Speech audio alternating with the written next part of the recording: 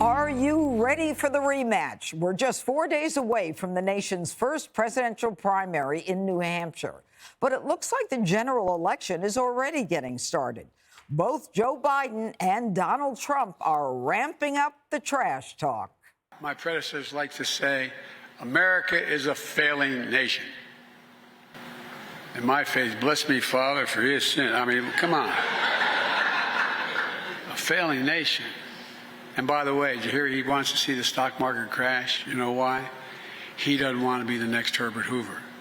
As I told him, he's already Hoover. He can't put two sentences together.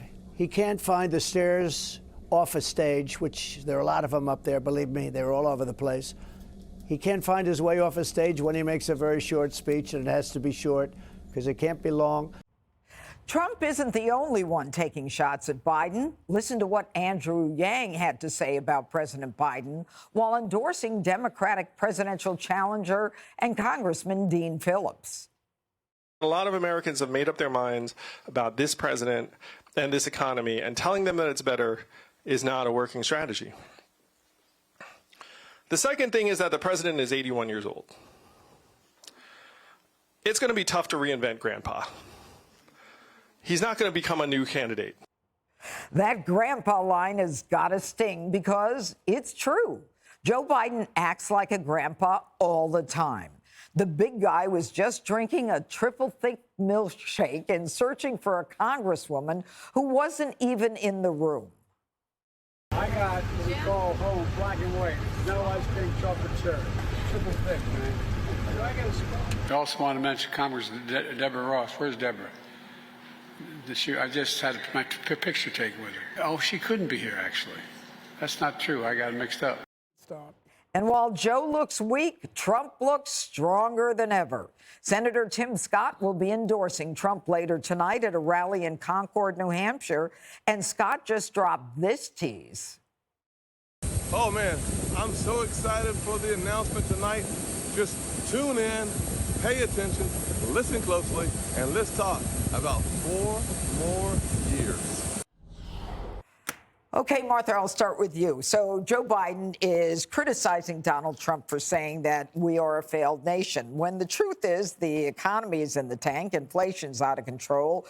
We've got immigration not just overrunning cities, towns, and villages, but bankrupting hospitals, and crime is out of control without any solution in sight. You know, I think back to President Trump's inaugural address when he talked about the things that were really hurting in the country. And he used the word carnage at points. And I think then people understood that the country was headed in a direction that was scary, that was troublesome. So then we had 4 years. Then we had to deal with COVID, right? And it appears that the current president is not ingesting the feeling of the country. So, yes, I think if you ask a lot of people, and I think it's evident in many of the polls, that people are very concerned that the country is failing, that the country is falling behind, that our great cities are not what they once were, that we are worried about the fact that our children aren't educated. You can graduate from high school in this country barely able to read. So he fails often to meet the moment of where people are in the country. And I think if he could speak to people in a way that reached them and had that kind of, Bill Clinton, I feel your pain, people believed him when he said that he understood what was going on around their dinner table. And there's a disconnect. And I think that you sense it all the time. That's why he's at 33%. That is an abysmal approval number. Now, what happens in a head-to-head Trump-Biden, I think, is anybody's guess. That's an interesting matchup once again.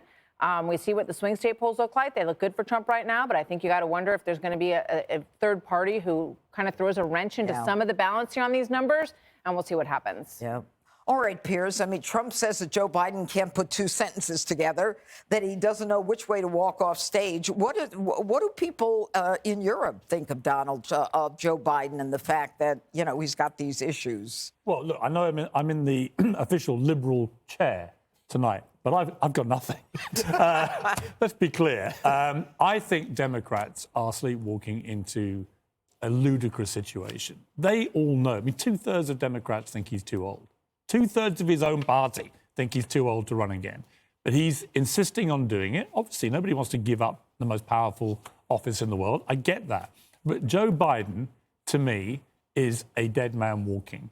And if the Democrats don't wake up fast to the reality of their candidate, the incumbent, barely alive president, against a resurgent Donald Trump, who has just had the biggest win at the Iowa caucus in Republican history, and who, by the way, in 2016, when he became president, didn't even win in Iowa. If that doesn't ring massive alarm bells, then I don't know what does. And of course, the dynamic is so different to 2020, because when Joe Biden ran against Trump, then it was off the back of a ruinous pandemic, which had ruined all of Trump's calculations and would have been incredibly difficult for anybody, actually, to win at the end of. Incredibly difficult.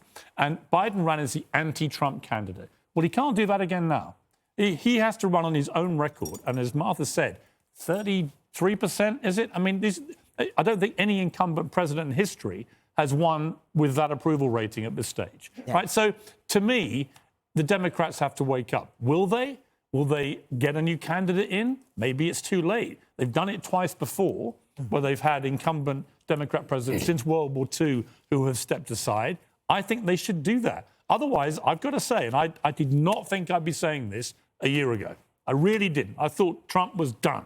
And then when you think 91 criminal charges, he has to be done.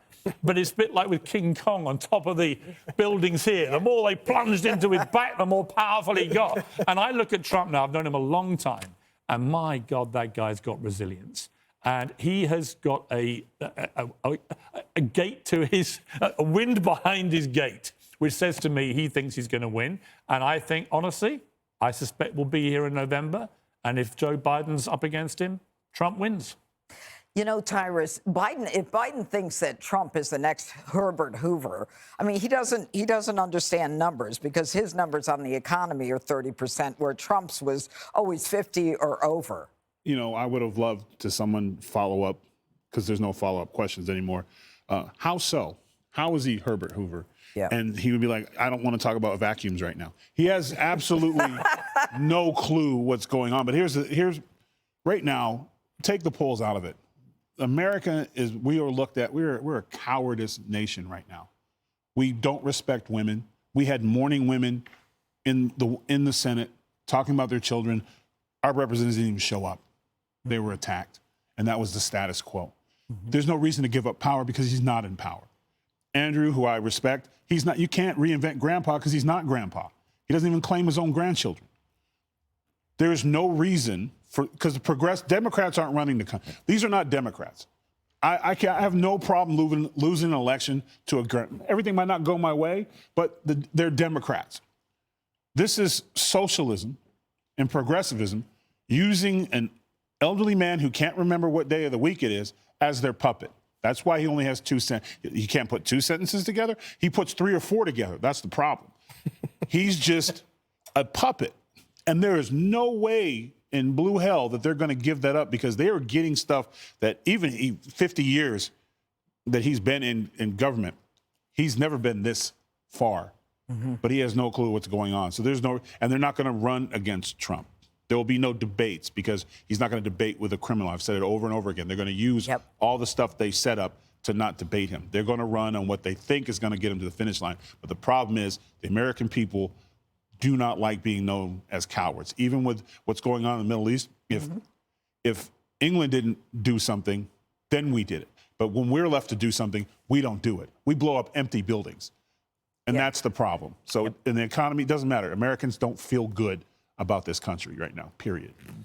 All right, Charlie, Martha brought up the issue of no labels and the possibility of a third-party candidate.